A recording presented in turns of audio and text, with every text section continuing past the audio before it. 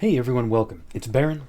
Well, it's been a while since my last video, seeing as how we just welcomed a new baby baronet to the family.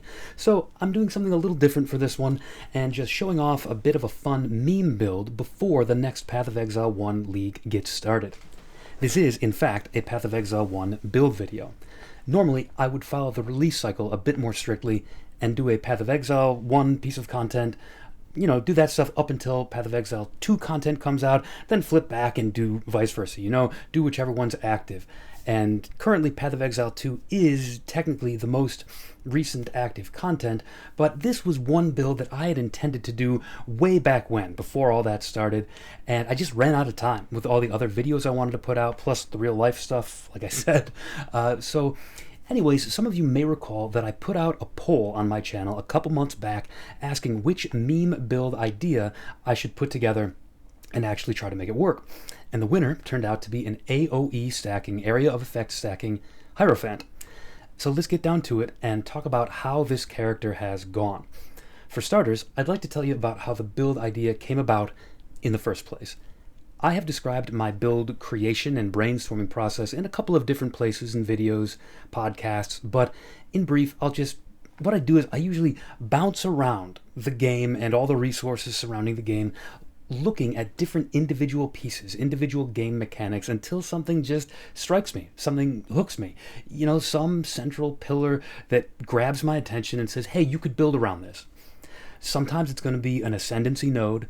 Sometimes it's a skill gem, or a unique item, or some cute interaction that I see in a different build. You get the idea, stuff like that. If I'm looking for build inspiration, one of the first things I'll do is to just literally go, quote-unquote, around the clock in Path of Building. Like, just literally start at the top, look at the Witch Ascendancies, and then come around the clock down here to the Shadow Ascendancies and so forth. Just literally go around visually and think about each Ascendancy in turn as I look at it, and see if anything jumps out that I might be in the mood for. And if nothing pops out there, maybe I'll go to POE DB and load up a list of whatever has been added to the game in the most recent patch. So, like, for instance, in this league, I might have gone and looked at something like those special mercenary-only modifiers, or the new Transcendence skill gems, or, for instance, things like that. And then maybe if that doesn't work, maybe I'll pull up a list of alternate quality skill gems, or unique body armors, or really just about anything else. I don't always go in the same order. I don't always look at the same things, and different things are going to be attractive to me and pop out at me at different times. But in this case, what jumped out at me was the quality modifier on the skill gem, the alternate quality skill gem, Blade Blast of Unloading.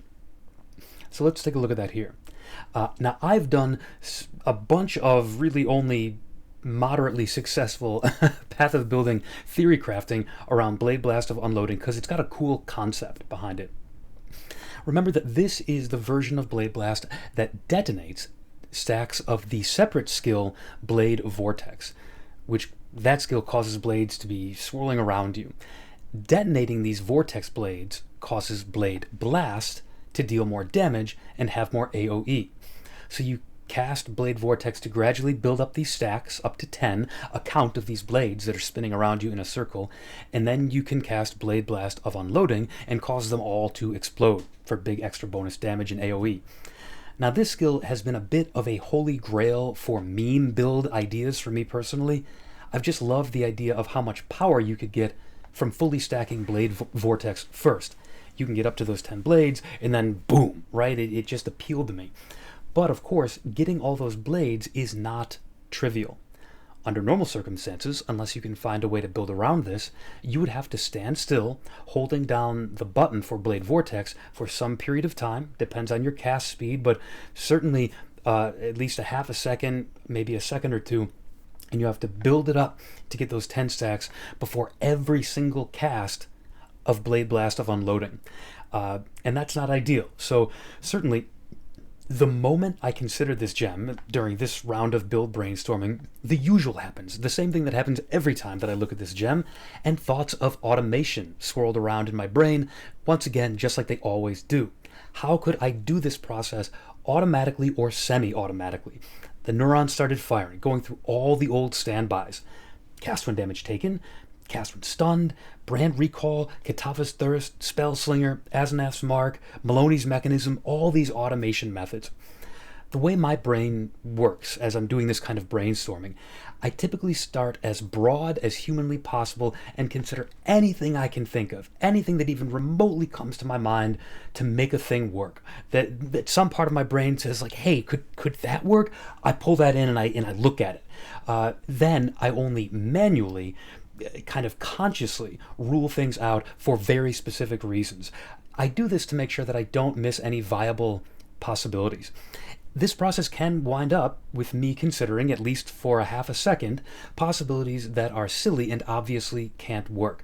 But I always take at least that initial half second and examine them and consciously make note of how and why they would not work before I discard them. And I just do this to make sure that I'm not missing some way that I could tweak or modify other aspects of the build so that that method would work. I think, is this truly a firm rule out, or is there something that I could change to make it work, and if so, what? So in this case, for example, even things like Svalin and Mjolnir would cross my mind and have to be ruled out individually, consciously, the same way everything else is. I needed to confirm that there is a concrete reason that they would not work. In this case, they don't work. The spells that I'm trying to trigger would be either Blade Vortex or Blade Blast or both, and those aren't flexible, they're not negotiable, you can't swap those out for anything else and have the build still be the build, and those can't be any other spells, and they're physical spells, whereas Mjolnir and Svalin require types of elemental spells. So that's I just wanted to give you a little insight into how the thought process worked. But then beyond the usual automation shenanigans, in this case, my eye was caught by that quality stat on Blade Blast of Unloading. And this says for every 1% of quality that you can give the gem, it gets more area of effect. And if you've learned anything about mechanics in Path of Exile, you've surely heard or come to understand that the word more is very potent because of the way that it interacts multiplicatively with all sources of increased, as well as multiplicatively with other sources of more. Very important. So the idea I got in my head right away was, can I leverage this quality stat, stack a bunch of it, then also get a bunch of increased area of effect to multiply with it and wind up with a comically large area of effect on Blade Blast, 1 screen wide, 2 screens wide, maybe even more? Well, for starters, if you are looking for big chunk sources of increased area of effect, your top 2 choices of Ascendancy are going to be Occultist and Hierophant. Now, I have done some power charge stacking, just theory crafting recently, so I wasn't immediately super inclined to go with Occultist. I'd kind of played that out in my mind recently. I just wanted to try something new.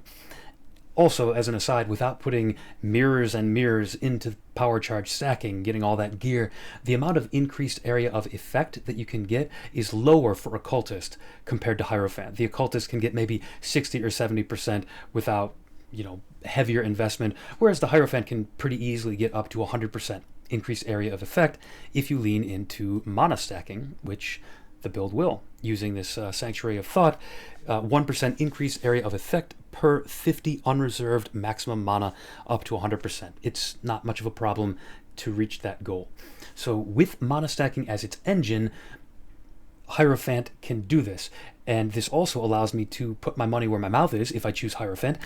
When I called out one of the seeming nerfs to Hierophant in my reaction video to the most recent patch notes. So this node right here, Sanctuary of Thought, at the time that this was announced, this change, I took the slightly unusual stance that the taking away of a line of text from this Ascendancy node might not be a complete nerf, that it might buff certain builds. And the line that was taken away was reducing mana cost of skills. And I said, well, that's potentially a buff if you are building something that wants a higher mana cost, which, as an Archmage build, of course, I do want a higher mana cost.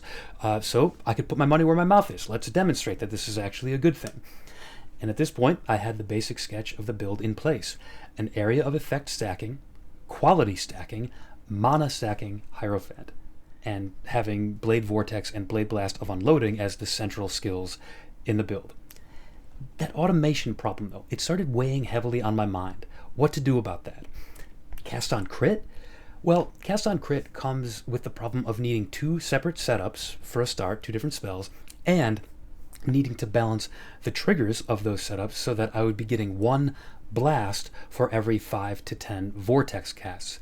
It is a logistical problem. Now, it's potentially solvable in principle, but I decided to keep looking rather than try and solve that. Cast when stunned. I just really dislike this build style, to be honest with you. It's nothing personal against people who enjoy cast when stunned builds. It's just not for me.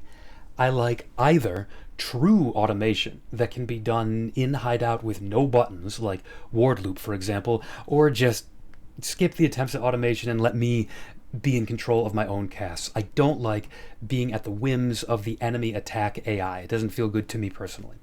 But speaking of ward loop, what about that? Could that work? You know, a classic cast when damage taken loop with ward and skeletons and the whole 9 yards, heartbound loop. Ward loop, now it's a build that is famous for being able to tightly control the number of casts per second of various skills by tweaking a variety of factors, including the number of skeletons you summon, quality on heartbound loop, the ring, using forbidden right, scaling your life differently, titrating the amount of time your skeletons stay alive. You can do all this stuff to kind of fine-tune your casts per second on different setups. So there is definitely some promise there in the idea of setting up a couple loops. One to activate as often as possible for Blade Vortex, and the second one only as frequently as you are able to get up to 10 stacks of Blade Vortex, and then it'll cast Blade Blast of Unloading. Still, I played around with that a bunch, and ultimately I concluded that this is theoretically viable, but it takes up a lot of opportunity cost, just in terms of how you have to design your skill tree and your gear. You have very little room left over for damage and mana stacking. So I do think there is a version of this out there that could work, but it would be far from the most efficient use of the ward loop shell. In other words, far from the most effective damaging spell or spells that you could slot into it, and it's not what I went with. How about a suboptimal version of Arcanist brand without trigger bots from Saboteur? So here's the thing. I had to rule out it requires very specific tree pathing, and more importantly, one of the primary strengths of the Arcanist brand recall setup is that it gives a shit ton of casts per second. But in this particular setup, that advantage gets offset by the fact that Blade Vortex maxes out at 10 stacks, and then you need to detonate it before restarting the whole thing. Basically, the Arcanist brand setup, it's just gonna be better with spells, with skills that have a straightforward more casts equals more damage type mechanic. This business of needing to time out 10 Blade Vortices, whatever, and then 1 Blade Blast, it just wouldn't optimally take advantage of the strengths of Arcanist brand. And then what about Kitava's Thirst? Well, yeah, actually. I wasn't sure about this one at first. I did, in fact, even rule it out for a while before circling back to it and thinking about things a little differently.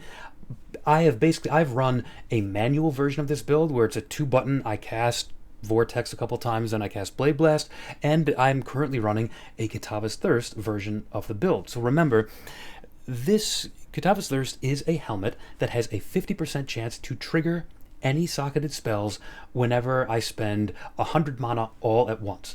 So what you can do is you can socket Blade Blast in here, this is what I've done, and try to trigger it every once in a while after you've cast, on average, 2 Blade Vortexes or Vortices or whatever they're called.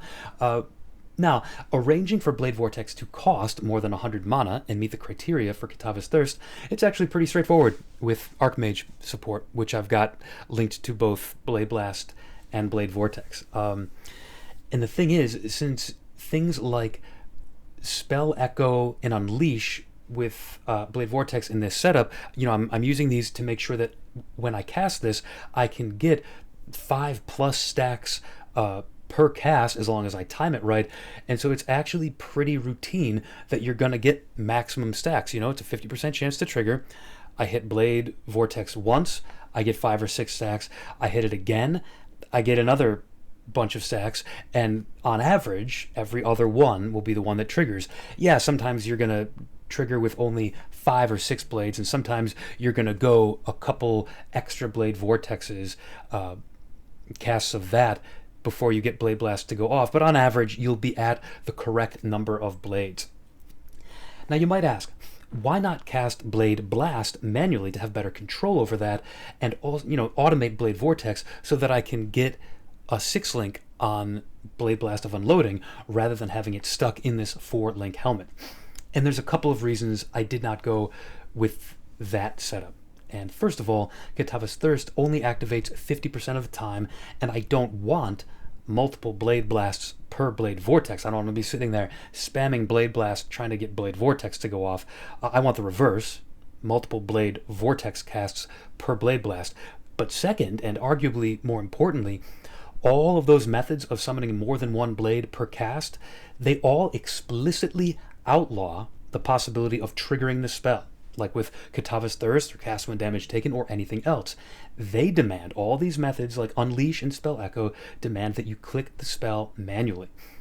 So Unleash, Spell Echo, Greater Spell Echo, none of them work. Spell Cascade is the rare exception to this rule. It can work with automation, but Spell Cascade requires supporting a spell that targets a certain area on the ground, which Blade Vortex does not. But if I manually cast Blade Vortex myself, then all of these methods do work for getting multiple blades per cast. And if I time it right, with Awakened Unleash and getting an extra Unleash seal from the skill tree, I can get 6+ blades per cast. Enough, like I said, to average out so that Blade Blast will frequently be hitting with max stacks of 10. So this is what I settled on. The footage has been of the Kitava's Thirst version of the build. Like I said, there is a more manual 2-button version of this. You can actually see my skill gem setup is weird and wonky, how I've got most of a 6-link on my staff empty, because this is where I had my Blade Blast socketed previously when I was doing a 2-button setup.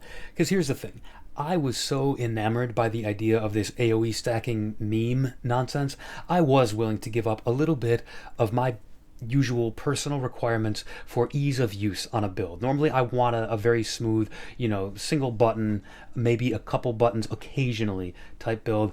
But in this case, for a meme build, I was willing to give it up and do click, click, boom, click, click, boom with Blade Vortex and Blade Blast. And I played around with it and it worked. It was fine. But ultimately, I did find that I preferred the automated setup with Kitava's Thirst. Yes, you do have to choose between less damage or less AoE, depending on which support gems you would choose to cut to fit Blade Blast into the 4-link helmet. But, like I said, I prefer a smoother build, and this is what I went with. And since this league, I could take some advantage of the Doriani's mercenary stuff, I didn't mind losing a bit of damage. Now, you may know, I've been opposed for a while to using the Dorianis for anything. It just felt too cheesy for me. But, like I said, it's a meme build. And also, the negative resistance that I was able to arrange on my mercenary in this build was pretty weak. Only negative 67 lightning, which I think that, if I was just using elemental weakness and conductivity, I think that might even wind up better than this. So please don't get the impression that this build only works because of Doriani's cheese or anything like that. I'm not taking nearly enough advantage of this. I didn't want to throw dozens of divines at really good negative lightning resist rings. So I am using it, but I could as easily be using another source of lowering the enemy resistance. Now, for the build as a whole, could you argue that after all my work and thinking and messing around in Path of Building that I ultimately wound up just kind of recreating Frost Bolts but worse? Yeah, I suppose you could. But, I don't think of it that way. First of all, journey before destination, right? The fun was in kind of figuring it out, even if I did wind up with a fairly similar setup to a popular build. And as you can see from the footage, the visuals, it definitely looks and feels different to play. So, I don't mind too much that it bears a resemblance to some other builds. So, with this, I had both the general concept for the build and the mechanical avenue that I was going to take to enable it. I should note that any attempt to estimate DPS with Path of Building for this, it's a fool's errand. It just, so much of it comes down to how often you're clicking Blade Vortex. Are you waiting for a certain number of seals? Are you holding it down constantly? How often is Blade Blast being triggered, etc.? It's just messy. And I found that when trying to improve the damage of the build by looking at POB and trying to bump the numbers up, I just found that it was more effective to measure the average hit of Blade Blast, because so much of the hit rate is going to come down to like play style and how you're able to interact with the enemies and stuff. If you forced me, gun to my head, to try and put a number on the DPS, I don't know, maybe in the ballpark of 10 million, but please don't take that seriously at all. Try to let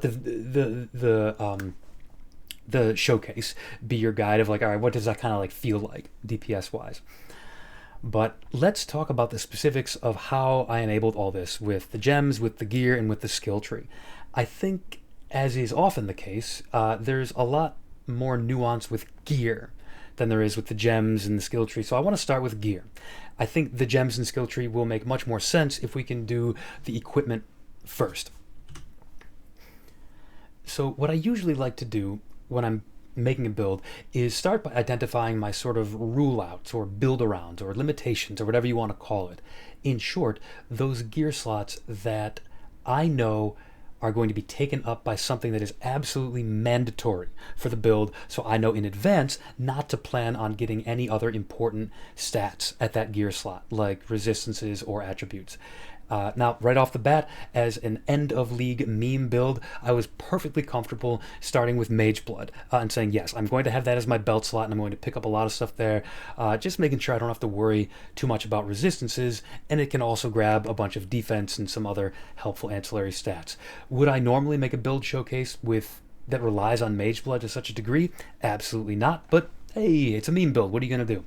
Beyond that, though, while I did identify some gear slots that I would tentatively be setting aside as being spoken for, nothing jumped out at me as being super mandatory. Definitely some slots that had useful things that I probably wouldn't want to give up, but nothing that would break the build if I suddenly found some other amazing use for that gear slot. In fact, that's actually exactly what happened with this helmet that I've got in my inventory right here. Take a look. I had a lot of fun crafting this helmet with Awakener Orb and Harvest and this and that. So basically, the goal is to get +1 power charge and +1 maximum of Unleash seals. You know, is it the best use of the helmet slot? Probably not, but it was fun, and I wanted to get as many Unleash stacks as possible per click. But in the end, it turned out that I preferred Kitava's Thirst, so this was the perfect example of something where I'd said, yes, I probably have the helmet set aside, but I'm willing to replace it if need be. Kitava's Thirst was the need. Now let's talk about the rest. Cloak of Defiance here. As a body armor, this is a pretty natural pick anytime you're stacking mana.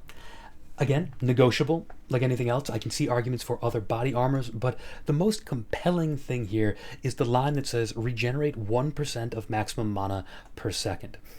I've mentioned this in several other videos and other fora, but this is a deceptively rare and powerful stat.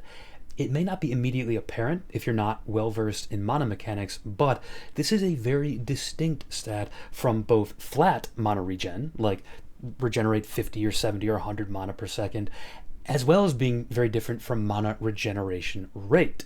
Totally different stat, which simply acts as a multiplier on all of your other sources. It multiplies all other sources of mana regen. Percent mana regen like this is rare. You're not going to find it in many places, and it is incredibly important.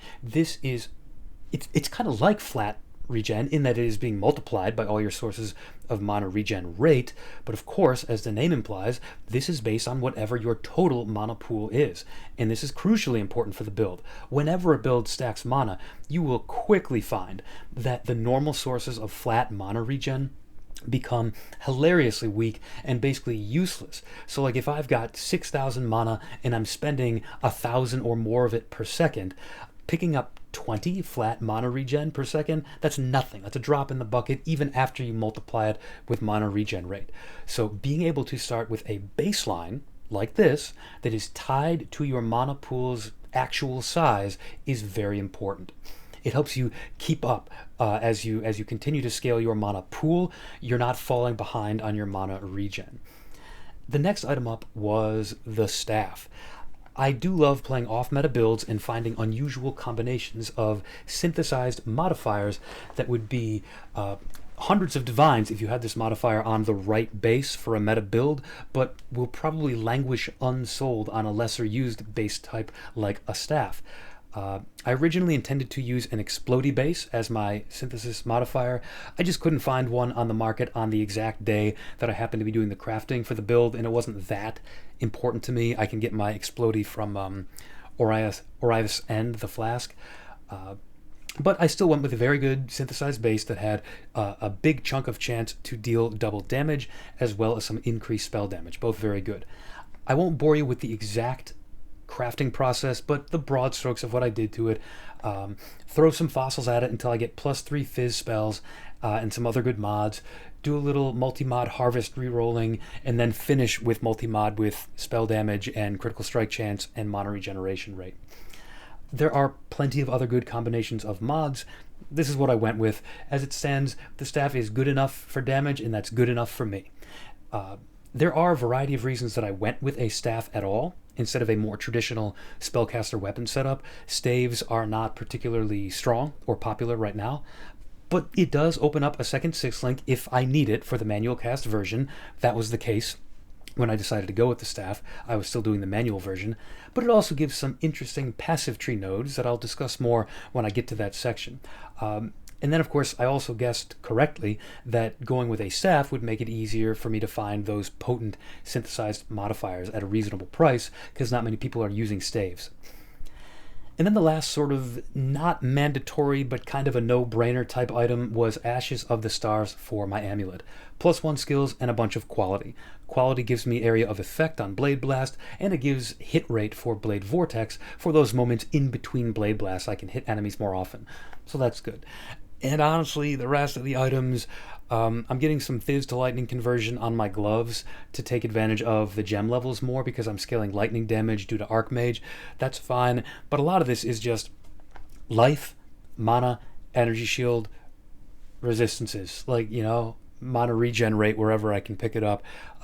Nothing too complicated. I think I've listed most of the equipable gear that kind of matters to the build. That's not just generic stuff.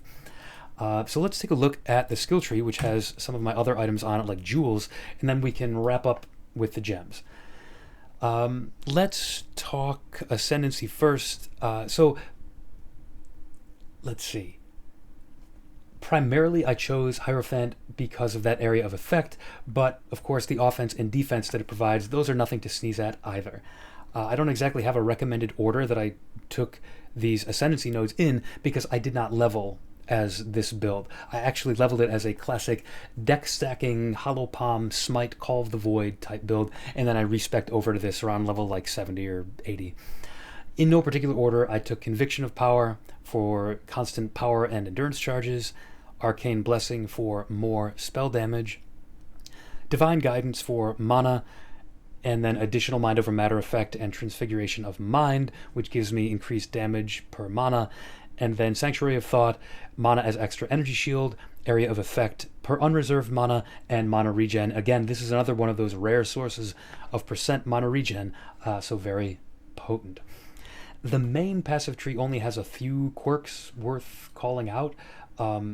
I've got some interesting but not altogether surprising, I would say, jewel choices, like a Militant Faith up here. It's got some generic, area damage, non-damaging ailment benefit, but the real reason you take it, of course, is Inner Conviction. More spell damage per power charge is great.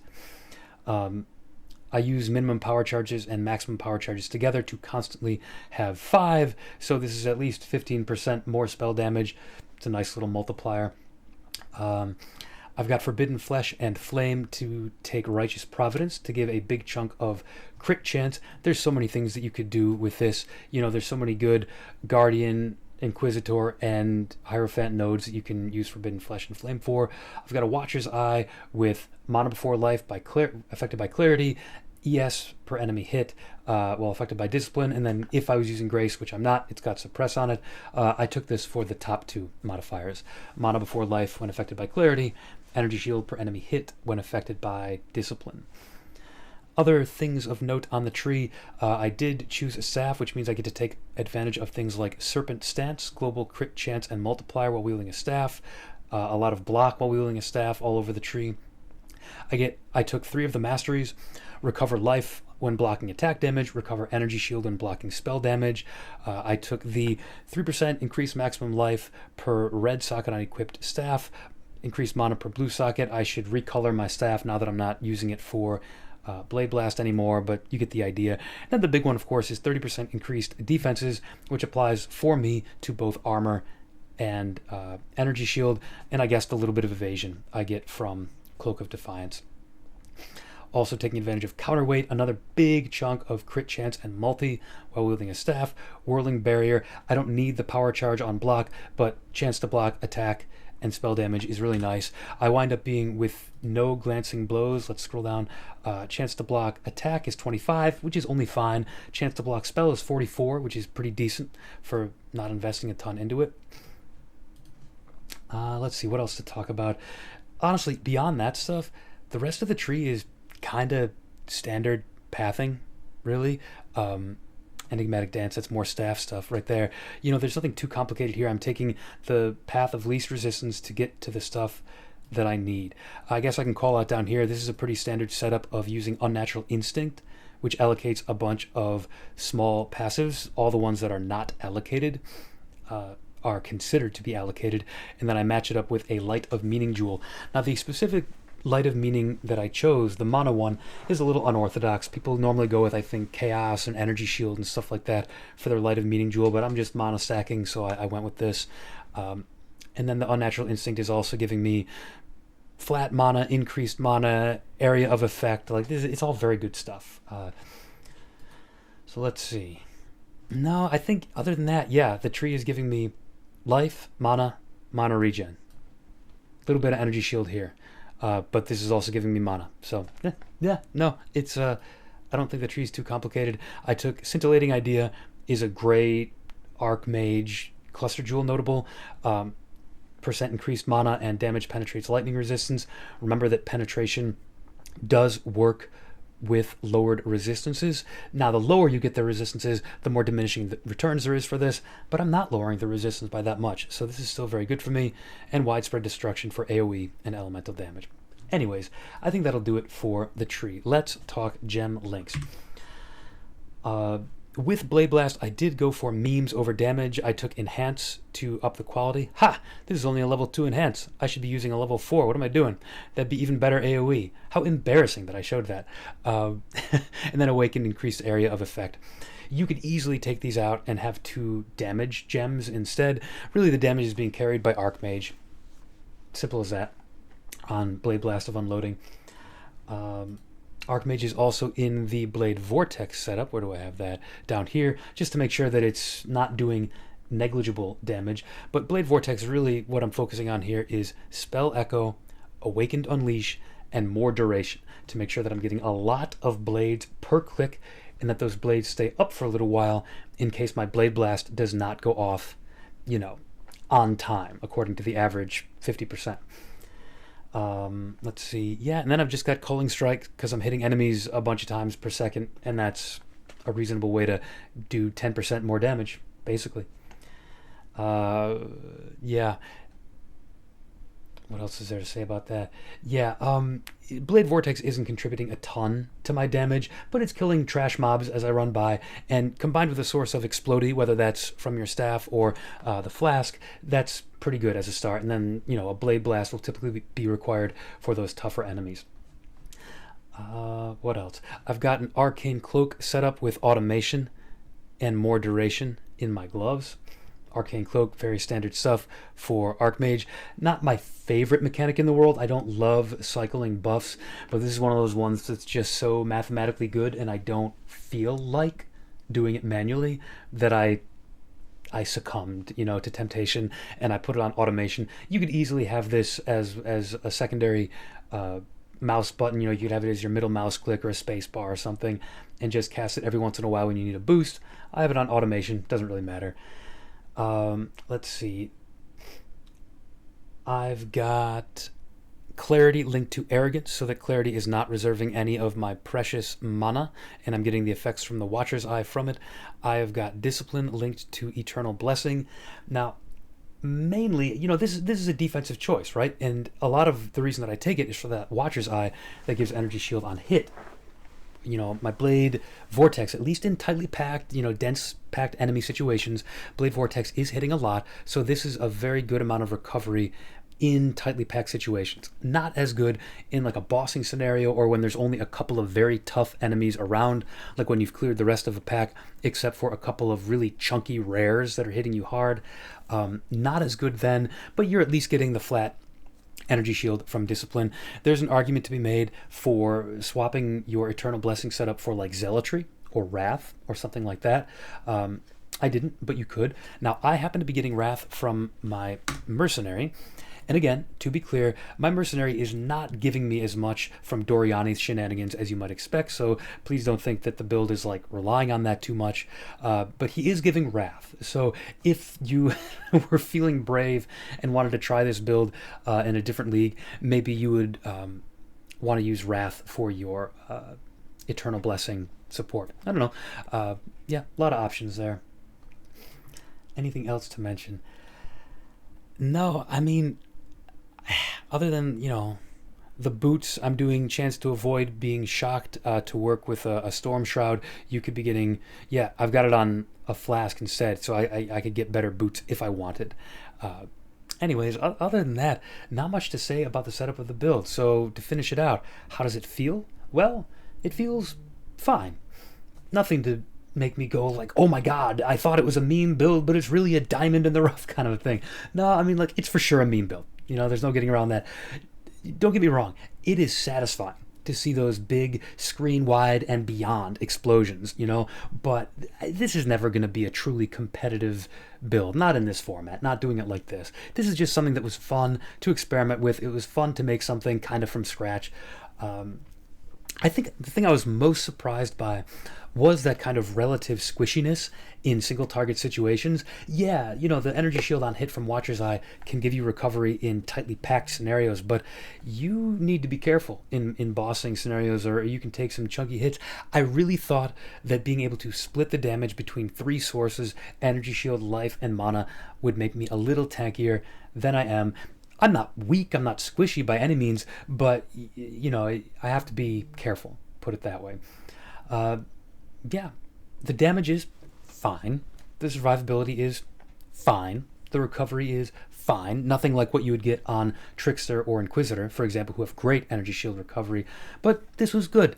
It was fun. I'm glad I did it. I think that's what I'll wrap up with. It's good. It's fun. I'm glad I did it. But I think that'll be it for this one. Fun project, but now we're on to the next league. We've got some exciting times ahead of us in Path of Exile 1. Keep an eye on my channel for updates, league start plans, and of course the usual farming experiments once the league is underway. Leave any questions you've got about the Hierophant build down in the comments.